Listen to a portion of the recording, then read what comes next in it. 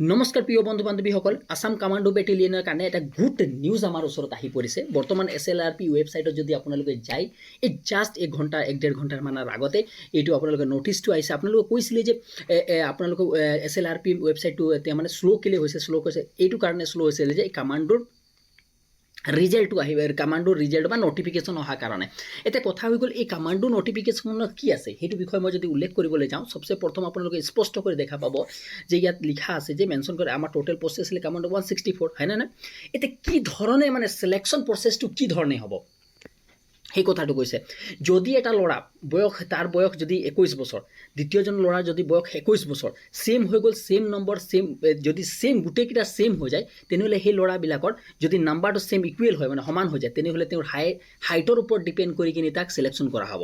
সেইটোৰ ওপৰত কথা কোৱা আছে। আৰু দ্বিতীয় কথাটো কোৱা হৈছে, প্ৰথম সেইটো, আৰু দ্বিতীয় কথাটো এইটো কোৱা হৈছে যে যদি বয়স দুজনে সেম নাম্বাৰ, দুজন ল'ৰাই সেম নাম্বাৰ পাইছে, হাইটো সেম আছে, তেনেহ'লে সেই তেওঁলোকক বয়সৰ অনুসৰি তেওঁলোকক মানে চিলেকশ্যন দিয়া হ'ব বা চিলেকশ্যন দিয়া হ'ব।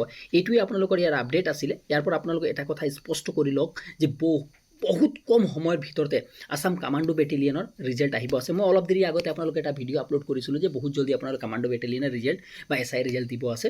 সেইকাৰণে চক এতিয়া পটককৈ এইটো আপডেট পাইছে।